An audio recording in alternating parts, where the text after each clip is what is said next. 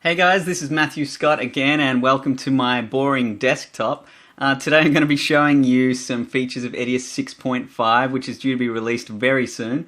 It's very exciting, and I'll show you one of the most exciting things about it. But before we do that, I'm just going to put this in the bin here and press OK. And now let's double click on Edius 6.5. So one of the most amazing things about 6.5 is this splash screen. You'll notice it's much sexier, but also this edit anything. So edit anything is one of Edius's key points, the fact that it edits anything you throw at it, and that's true. And let me show you one cool thing about that, especially since I've just purchased my own RED camera. I can now edit RED natively. So that's just one of the new cool things, but some other little things are sort of under the hood improvements, which are really important and massive changes as far as I'm concerned. And one of them is the ability to open a project, a large project, very quickly.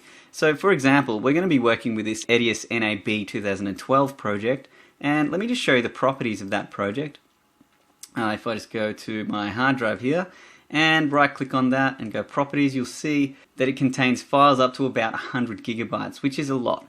So if you're working on a, say, a relatively long short film, or just big projects in general, and you have a lot of footage, previous versions of Edius would chug and take quite a long time to open. But now if you just count with me, open 1, 2, 3, 4, 5. There we go, and bang, we're in. We're ready to start editing, and you can see down here that Edius is actually doing things in the background. So this is great because it means that Edius now does things that it used to do in the foreground to slow us down. It actually puts them aside to the background, which is great because we can start editing straight away. And you can see here that is entirely true.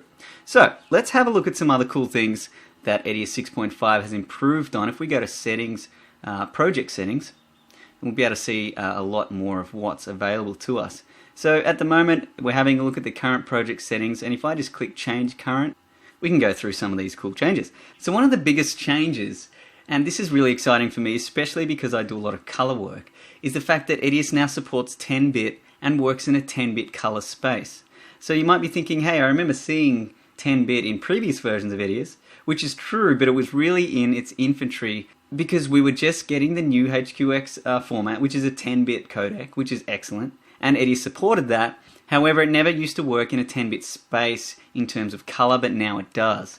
Now this 8-bit to 10-bit increment might only seem like two little numbers, but let me assure you, it's a massive benefit to Edius and anyone who's looking to get the best quality from their NLE on input and output. Speaking of input and output, we also have the ability now to import and export video with an alpha channel, so that's really powerful stuff. It's just great that we're not limited in any way, and that's the way Edius is pushing forward. Just no limitations and maintaining that speed and a powerful workflow. So some other things that are really cool are this resampling method.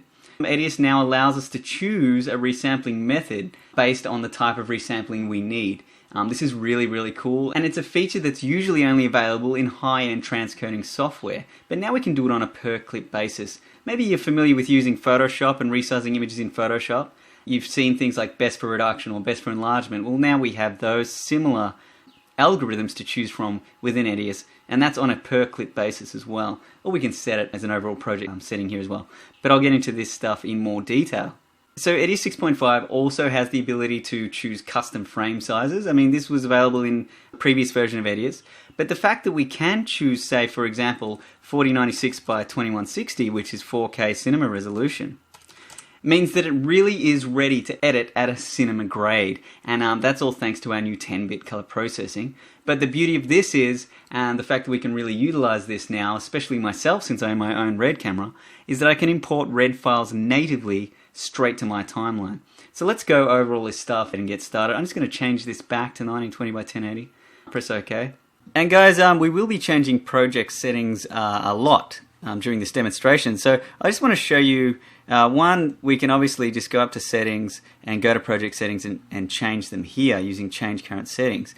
But what we could do as well is just create new presets based on the settings that we like, just so it's a simple matter of clicking on a preset that we've already created. So we'll just quickly go over that. So if I go to settings, system settings, and then we go to project preset, you'll notice I have two presets created here already, but I can just simply click on a new preset here, and I can call this, for example, 4K 23, or let's just call it 24p.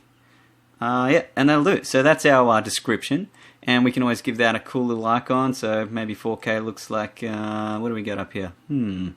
Maybe one of these ones. So like we'll go grey for 4K, and we'll press OK.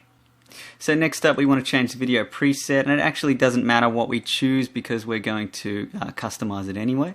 And the audio preset will go 48 kHz to channel, and we're going to change that to a custom frame size of 4096 by 2160, and we're going to make that pixel aspect ratio 1:1, and we'll make that 2398, and we want this, we want that at 10-bit, and we don't need 24-bit audio for this one.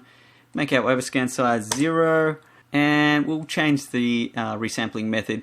I actually like to leave it on fast and sharp, and then I just change it on a per clip basis, and we'll go through that a bit later as well.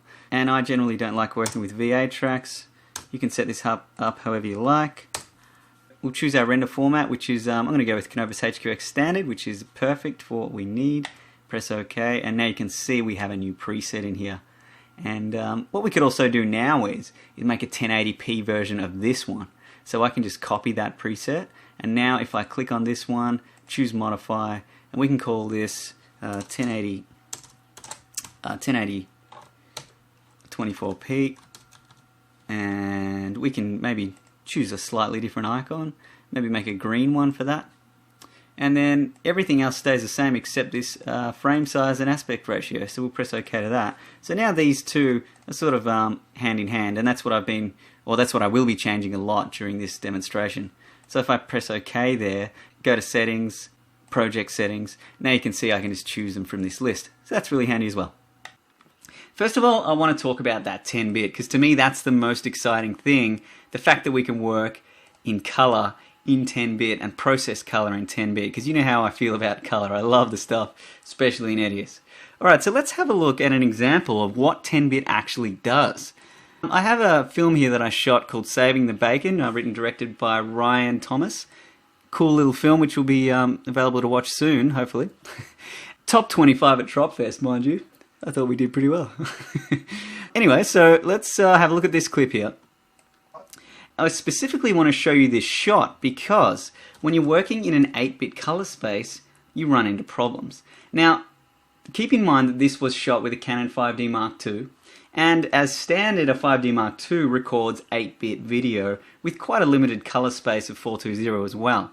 But the beauty is that Edius is actually up-converting that color space, working in a new color space without us even knowing, simply just because we've gone settings, project settings, and changed that quantization bitrate to 10-bit.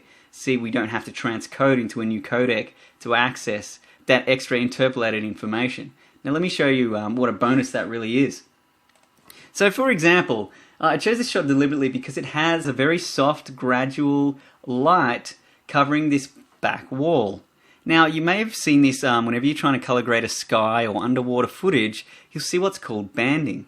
Now let me show you exactly what that means. Before I do any changes to this image, I'm just going to go settings, project settings, and I'm going to change it back to 8-bit.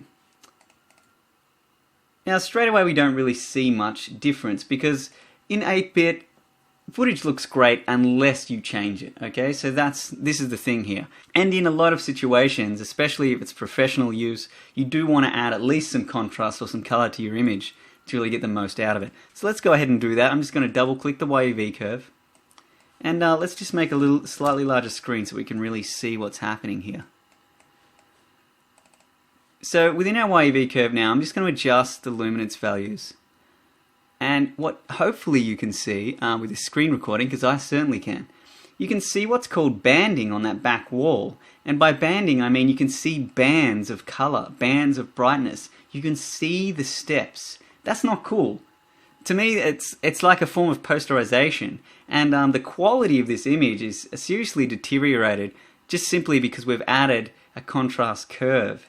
Now let's see what happens if we play with this in a 10-bit color space. just going to press OK here, and just watch with me this background and watch these bandings just simply disappear. If we go settings, project settings, change current settings.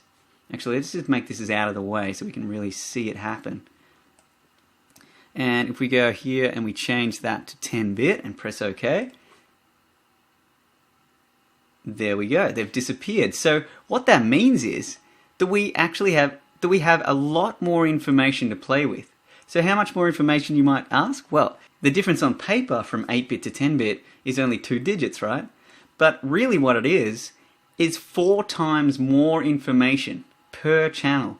What that means is, in an 8-bit realm of color and brightness, you have 254 levels of brightness.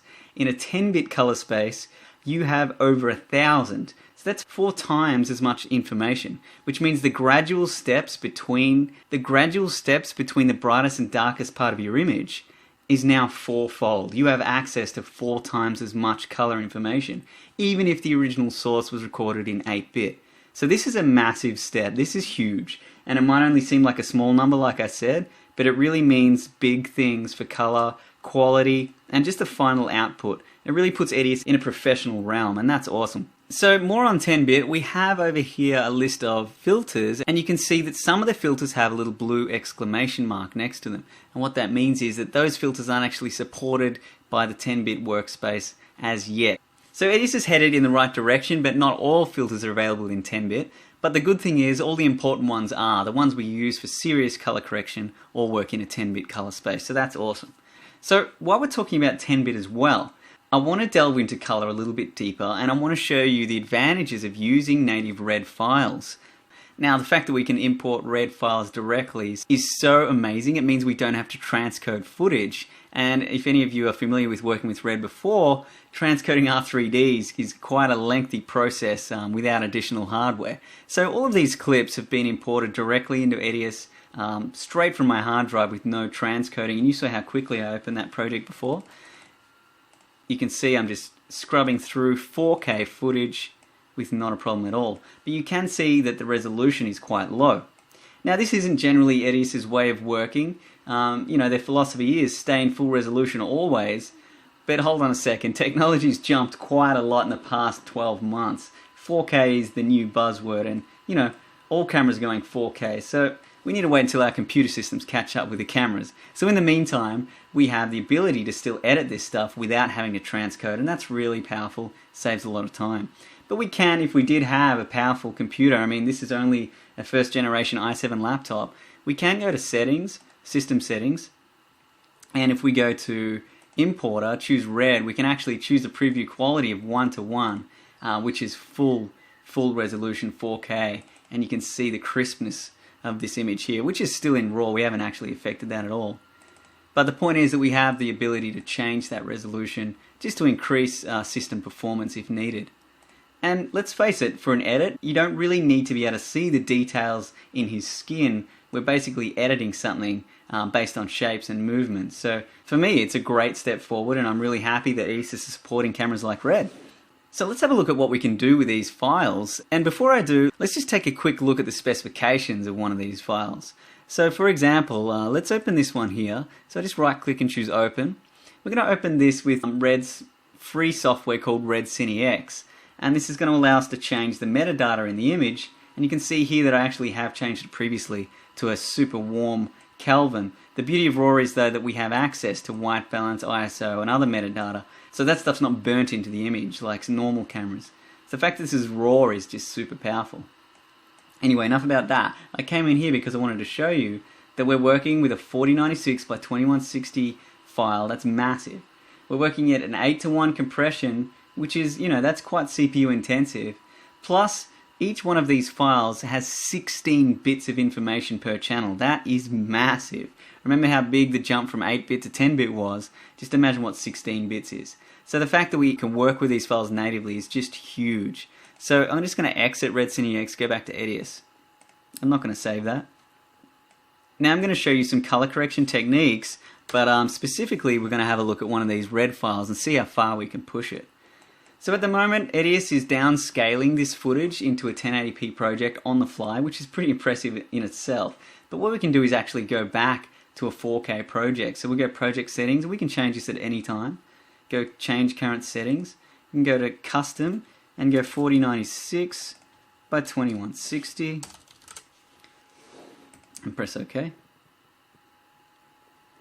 And nothing seems to have changed, but in fact, if we go to the layout tool, you can see that we're at 93%. Let's make that 100%. And now we're full 4096 by 2160. That's a lot of resolution. Actually, while we're here, it's interesting to note that the fact that we can work in such high resolutions means that we have so much flexibility, especially if we have a source of 4K. I can actually change my project settings back to 1920 by 1080. Let me show you something really cool. So if we click on our image, go to Layouter, and have a look at the stretch now, we're actually only looking at half the resolution that's available to us. So we can actually stretch that to 100%, and now we can reframe our image, and we're not losing any resolution whatsoever. This means that we can animate camera moves with keyframes here in the Layout tool, or we can just simply reframe things as if we had two cameras, a close and a wide. That is just really powerful stuff. And the fact that Edius can do that is just, it's phenomenal. So I'm just going to reset that layout back to original size and go settings, project settings, and we're going to work in 4K because I really want the most out of this color example that I'm going to show you. So 2160, 4096, press OK. Now let's get into this color stuff.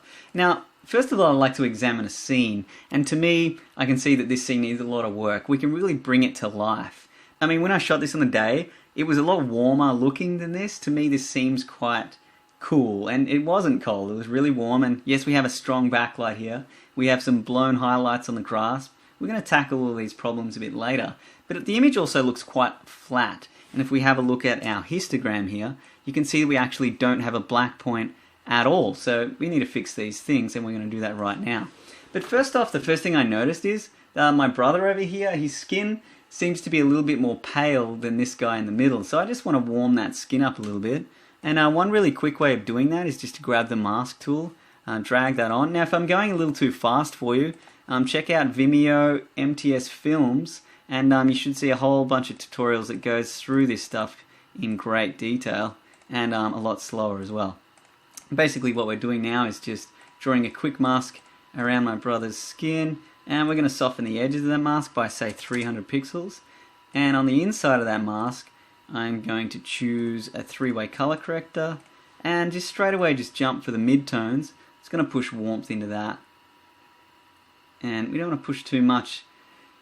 The beauty of color correction is it's all very subtle changes, so I've really only changed that quite subtly, but his skin looks a lot warmer now, looks more neutral compared to this guy in the middle. He doesn't look sick anymore. So next up I am going to add that black point, so I might just turn on my waveform, and I'm going to go to YUV curve and drop that on here. Now with my YUV curve, here is my black point, so you can see I can adjust that just by dragging it around. What I'm going to do is just drag this black point down some. See down here, 0 represents black, so now I'm actually hitting a black point. And these black points I'm talking about are these shadows under his leg, the shadows under his arm, and this wallet on the table. Basically they're pure black now, and they weren't before. So we've added a nice contrast to the scene. Just want to bring my midtones back a little bit, and we're getting there slowly. So there's two very minor adjustments, but trust me, we're on the way to success.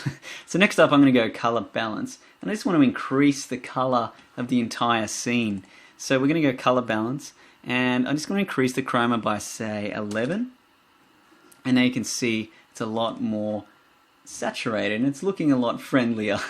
But one thing I don't like is this grass. It seems too fluorescent, too overly saturated. So how do we combat that? Well, we need to make a selective change. We can do that a number of ways, but I'm going to use the chrominance filter to achieve that. So if we go to chrominance and we double click chrominance, now once again, if I'm going too fast or you don't understand what I'm doing, make sure you check out those tutorials. I'm enabling my vector scope so I can see the values in my scene, and you can see that there is quite in fact a lot of green. So what I'm going to do is just expand, it's going to expand this selection tool. It's going to move it over into my green, and as you watch on the right hand side, if we move this over, you'll see the more green I select, it's actually selecting every part of green in the image. Now you'll see these little diamonds on the side. If I move my mouse so they go yellow, I have these softening handles. I can introduce soft and gentle shades leading outside of green. So as I move that around, here we're starting to get the green that I want, making sure not to go into yellow too much, because then you'll see I'm selecting his hair and their skin, but I don't want to do that. We really just want to limit this to the greens only. So that's looking pretty good. So there's my key. So if we turn the key off, now we can go to the inside filter inside that key. So on the inside filter, I'm going to choose once again three-way color corrector. So let's go to the setup of that. And what we can do is just find those midtones and highlights and just drop the saturation. But not too much, because, you know, it's still green. We want it to be green. It's just not too green. You can also drop the contrast, just to back those highlights off a little bit, just so the grass isn't too distracting. So there we've done that pretty quickly and easily. I'm going to press OK. Now next up, the scene is very heavily backlit, and we didn't have much fill in the front because there was only a caravan sort of reflecting the light. But you know, we really need to use a reflector or some lights, but what we're going to do is just use a mask to really sort of separate our guys from the background. So I'll grab mask and just going to draw a big circle around this guy. And if we just shrink that down and rotate it a little bit, and I just press Control C, Control V, just to duplicate that mask and move it over here. And I'm going to soften the edges of that by about, say, 700 pixels, and we're softening both sides of the mask. And on the inside of that filter, I'm going to choose sharpness, because I really want these guys to pop. I want them to sing. So sharpness, let's press OK and increase sharpness by quite a lot. I'm going to go 32. Now, generally speaking, increasing sharpness by 33 is a hell of a lot, especially if you're working in a standard definition project. But remember, we're working with 4096 horizontal pixels. That's a lot of pixels, which means we can add more sharpening. And remember, we're talking about 10-bit. This sharpness is also being worked in a 10-bit space, which means our sharpness is more precise. And we get less artifacting and a much nicer result. So there's the inside of this mask being sharpened. On the outside, I'm going to add a YUV curve. And I'm just going to try and drop the exposure a little bit, not too much, just in the highlights mostly. And hopefully what that's going to do is just, you know, help sort of refine and bring out these guys in the front. So that's looking pretty good. I'm going to press OK. Okay, so next up, what else have we got here? Next up, what I'm going to do is the whole image itself is a little bit blue. I'm just going to warm that up. So three-way color corrector. I maybe should have done this in the beginning, but I've just noticed it now. So I'm just going to push warmth just into that slightly. Just warm the whole scene up a little bit. And maybe that was a bit much. And press OK. Now finally what I'm going to do is place a gradient over the top of this image, just to really warm it up even more so. But I don't want to warm up the guys too much. Their skin's looking good, everything else is looking good. So what I'll do is just zoom out a little bit here, grab my pen tool and just draw a massive mask around these guys. And I'm going to soften the edge of that mask by, say, 800 pixels. And once again, I'll place a filter inside of that. I don't know if you can hear the fan in my laptop going crazy. But yeah, there's a lot of steps here, but they're all sort of subtle steps. And hopefully they yield a beautiful result in the end. So we're going to push quite a lot of warmth up here, as if there's like a warm sunset in the background. And I think that's going to help us a lot. I might even push a bit more. And press OK. And finally press OK one more time. Okay, so what I'm going to do now is just duplicate this clip, and I'm going to delete all the filters from the top layer. And if we just switch this on and off, I'll go to full screen mode.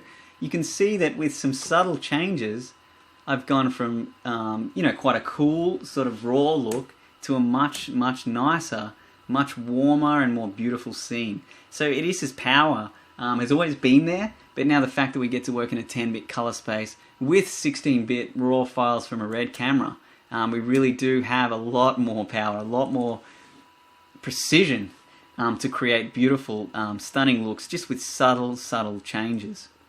So I've probably already gone over time, but bad luck. I just want to show you and everything that's cool about Edius 6.5. And all right, let's just jump into it. So next up, I want to show you.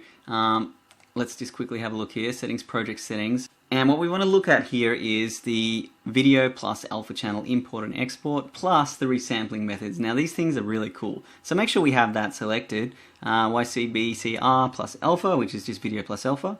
Press OK. Now what this means is we can import and export things with alpha channels. Now what's an alpha channel? I've explained this before on previous tutorials, but let me just quickly go over it again. So if we go to, for example, here's another cool film that I'm shooting or just finished shooting, Only the Young Die Good, director-writer Dominic Deacon. Been a lot of fun. Shot on 5D Mark II again, and what we're going to do is just quickly fix this image up a little bit. But what I want to show you is alpha channels. So if we go to a clip that actually has an alpha channel built into it, like this smoke charge, for example, what we can do is just drop that on our timeline and put it above this clip, and you can see, in fact, it does have an alpha channel because we can see transparency around it. So that's proof that it has an alpha channel. Alpha channel just means transparency channel. So a clever sort of way to use that is we can put that underneath our clip. Now we can't actually see it, but if we go Effect, and we go down to Track Matte, and we say, hey Edius, make this top track use the transparency built into the bottom track, and create a cutout. So at the moment it's using luminosity to do that, but if we double click on the track map properties and change it to alpha channel, you can see a much crisper cutout, and now we have this really cool look. We could use that for a trailer or whatever, and let's just prove that there is transparency there around that. So we could put, say, behind that, let's just put this smoke. So now you can see the smoke is behind that, and everything's looking pretty smoky and pretty cool. And yeah, so the beauty is though that we can actually export that with an alpha channel. So this is something we could never do with Edius before. So what I'm going to do is just mark an in point there, and I'm going to mark an out point there, then go File, Export, Print to File, and we're going to choose Canopus HQX, making sure we have export between in and out ticked because we just want this section, plus enable conversion and drop down advanced because we need to actually tell Edius, hey, make sure you include the alpha channel. So we'll click on that and we'll go export. We're going to call this onlytheyoungdiegood.com.au alpha and press OK. So that shouldn't take too long. And what that's doing is exporting to a native codec for Edius HQX, which means we're going to get real-time performance and extremely high quality. So we can delete that stuff now. And here is our clip here. And you know what? It just looks exactly the same, but the beauty is it actually has its own alpha channel. And that's so cool. So let me just prove that it does by, we can just grab some random footage, put it underneath, and now you can see, boom, it has its own alpha channel. Pretty cool. So being able to export alpha channels like that is super powerful.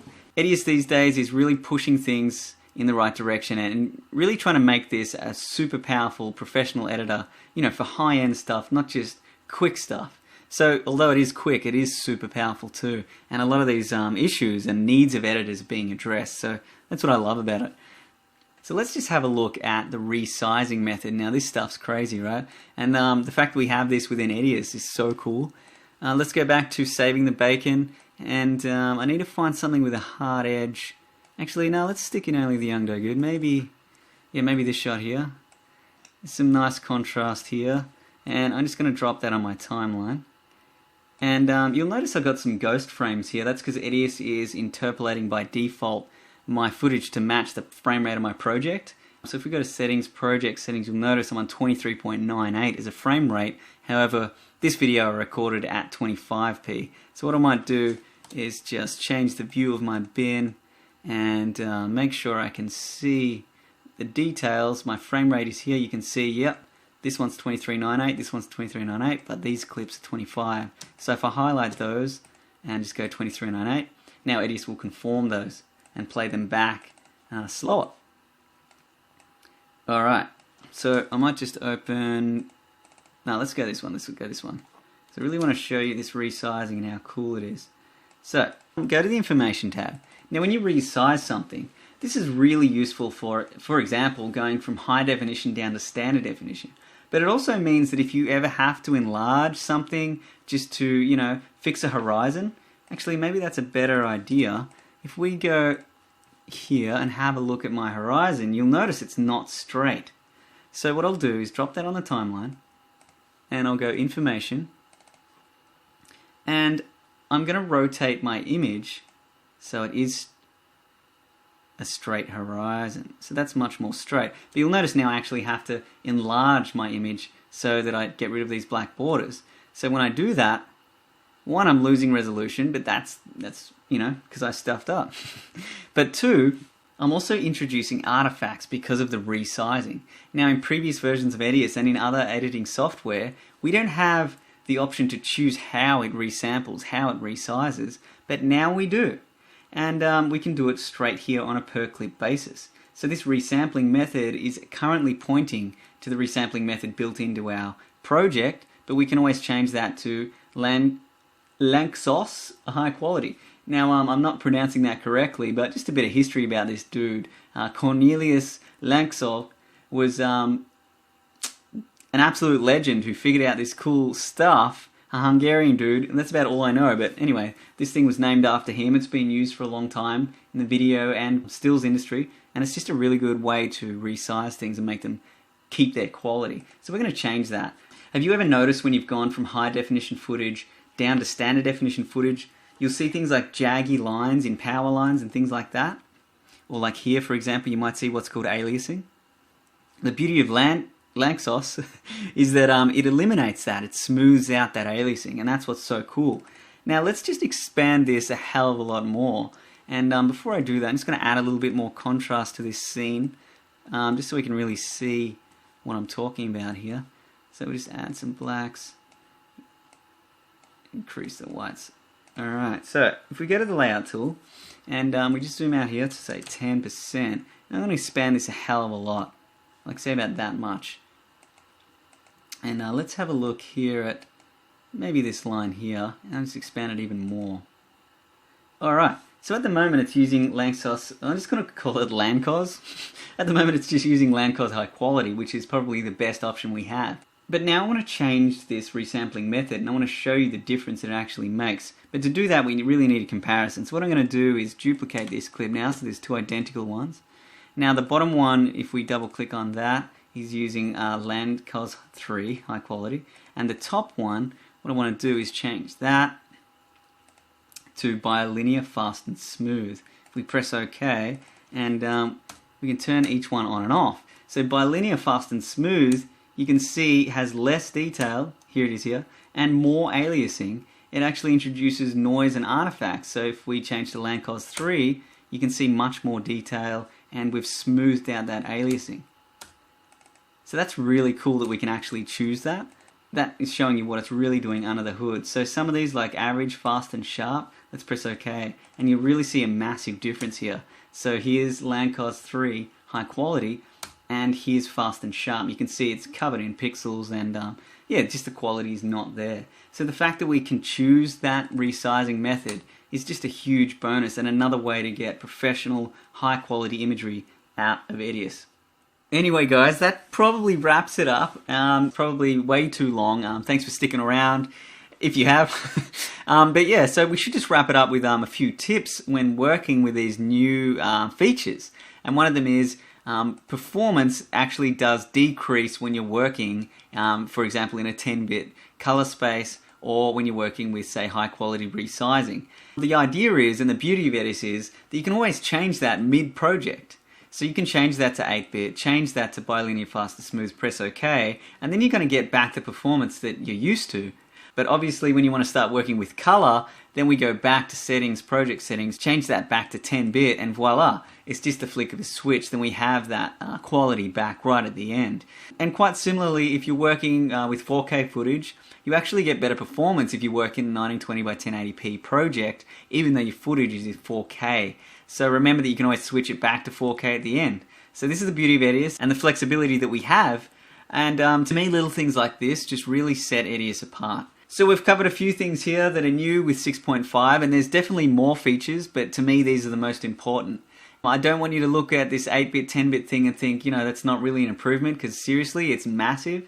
And let's just not forget that Final Cut X is only 8-bit, alright? The fact that we can choose these resizing methods is it's just new to an NLE realm, and it's a big deal. And also, Edius is up with the times, up with the latest cameras, including Red. But this next release really addresses a lot of performance and compatibility issues under the hood. So a lot of work has been done by the engineers to get these things happening. So really powerful stuff. Now I know this demonstration wasn't really a tutorial and I flew through some things. I just wanted to show you some of the new features available to 6.5. I look forward to doing some new crazy tutorials. I got a whole lot of cool new ideas in mind. And I got some cool new footage to play with as well, so looking forward to that. So thanks for watching. I'll see you soon.